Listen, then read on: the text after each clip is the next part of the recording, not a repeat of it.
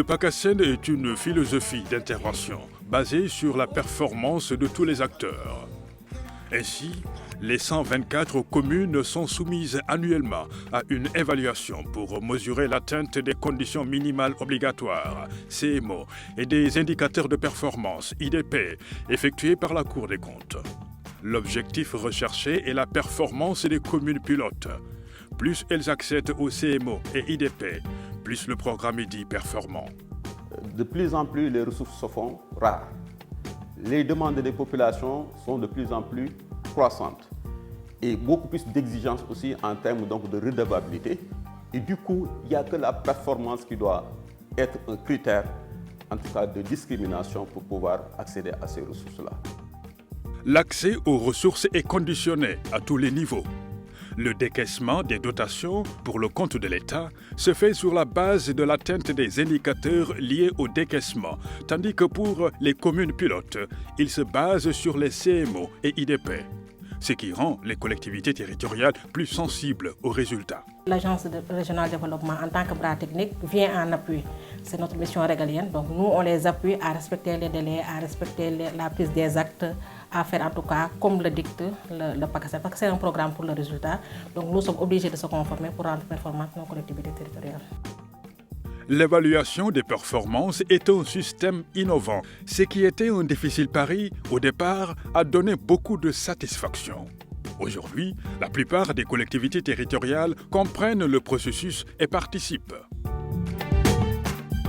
Nous sommes satisfaits que les collectivités essaient de se conformer à ces critères de performance pour une gouvernance encore beaucoup plus satisfaisante au point de vue de la transparence, mais aussi au point de vue de l'efficacité dans la prise en charge des préoccupations des populations. La commune a atteint les indicateurs de performance. Je pense que ça, c'est important. Et ça, c'est ça qui permet aux communes d'être plus performantes en matière de gestion, mais aussi c'est ça qui leur permet de bénéficier des ressources financières mises à disposition par le programme pour un peu améliorer la plateforme minimale d'infrastructure sociale de base. Le programme a permis un respect des textes réglementaires du pays au sein des collectivités territoriales. Le vote du budget avant le 31 décembre, celui du compte administratif avant le 30 octobre. Ces textes réglementaires du pays étaient laissés en rade par les collectivités territoriales. Maintenant, c'est le retour à l'orthodoxie. Le PACASEN nous permet de faire une bonne gouvernance. Nous sommes en train de tenir notre budget, notre session budgétaire à date échue. Également, nous votons le compte administratif également à date échue. Et tout ce qui nous est imposé, nous sommes en train de le faire parfaitement. On ne votait pas les comptes administratifs à temps, mais actuellement, on vote avant le 1er octobre de l'année. Parce que le PACASEN, c'est un programme, il peut se terminer.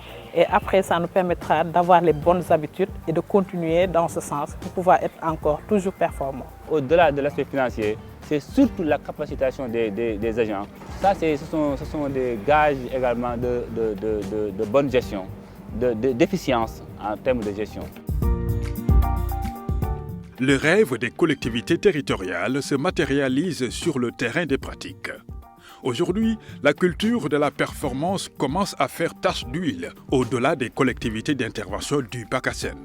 Même les communes qui ne sont pas en tout cas, bénéficiaires du PACASEN font tout en tout cas, pour atteindre en tout cas, ces critères.